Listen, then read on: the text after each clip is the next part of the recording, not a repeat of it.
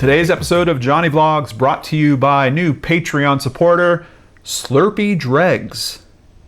Very cool. Thank you so much for the support from all my Patreon supporters, and welcome aboard Slurpee Dregs. I love saying that. Very cool name.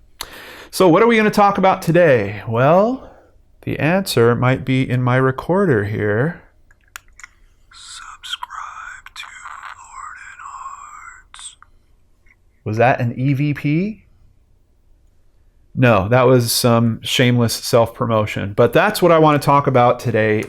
Are EVPs. Are they real? Are they not?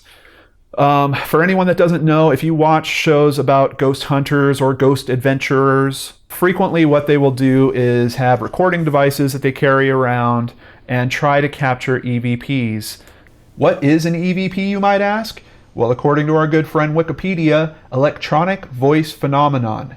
Within ghost hunting and parapsychology, electronic voice phenomena are sounds found on electronic recordings that are interpreted as spirit voices that have been either unintentionally recorded or intentionally requested and recorded.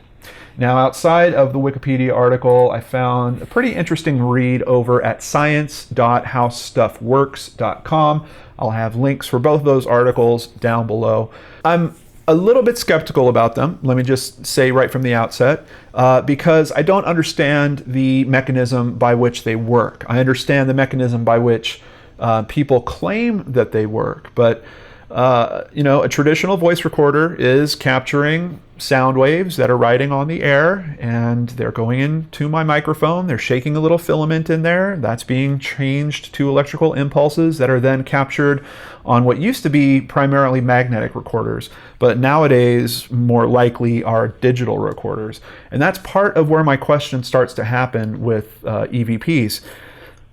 An early explanation that I heard for EVPs are that once someone is in the spirit world, of course, they don't have their voice box, they can't make noise anymore, but that they somehow learn to manipulate magnetic frequencies. So specifically for magnetic recordings, that is something at least somewhat feasible to me. But where I have a question is when I looked up EVP recorders, the information, at least on this article, about how stuff works is that it doesn't really matter if you're using a magnetic recording device or if you're using a digital recorder. They also say it doesn't matter if you buy an expensive one or use a cheap one, that they are all just as good for capturing EVPs. But if it is truly a magnetic phenomenon that is imprinting itself onto tape, that shouldn't necessarily work with a digital recorder, because I don't believe there is a magnetic component occurring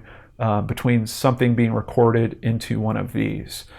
Now, this article also has people that claim that, hey, they've worked with recording equipment for decades, and they have never captured interference. Typically, one of the things that skeptics say about it is just interference. And this is not to be confused with a ghost box, or also known as a Frank's box.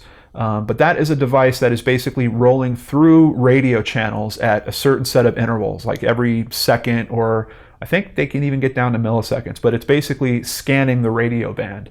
If you scan a radio band in any town in this country, I'm pretty sure you're going to bump into words or parts of words as depending on how fast the scanner goes through. So voice boxes and hearing things from voice boxes for me is even a little harder to believe in necessarily than EVPs, because they are relying on a technology that is broadcasting voices. So if you use that to try to find voices, you're probably going to find voices. But in terms of EVPs, that's not really the case. Now, typically, if you're watching an episode of Ghost Adventures or Ghost Hunters or something like that, you will have an investigator, usually in the dark, in the middle of the night, but they will be there and try to communicate with spirits, usually asking direct questions and holding out their recorder and then hoping to get a response.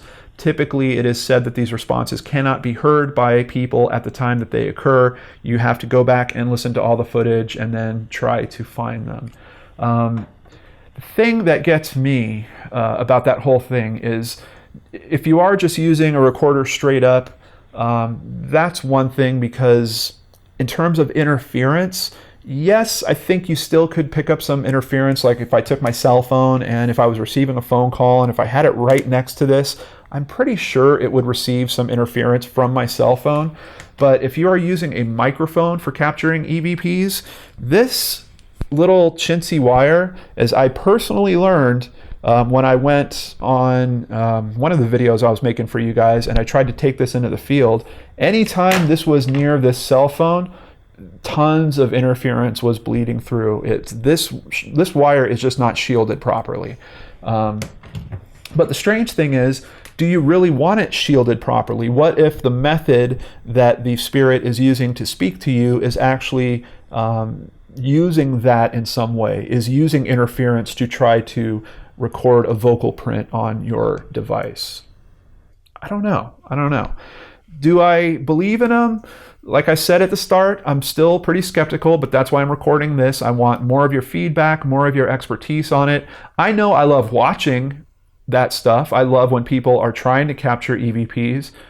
There's this fun little game that I seem to fall into when I'm watching that, where I'll hear one and I'll go, I just don't hear what the heck they're saying that voice is saying. And then other times I'll be like, oh, that's pretty clear. It's pretty clear that the voice is saying that. So there's almost this, like I'm an EVP judge or something that I fall into when I'm watching shows that do that. But is it true at all?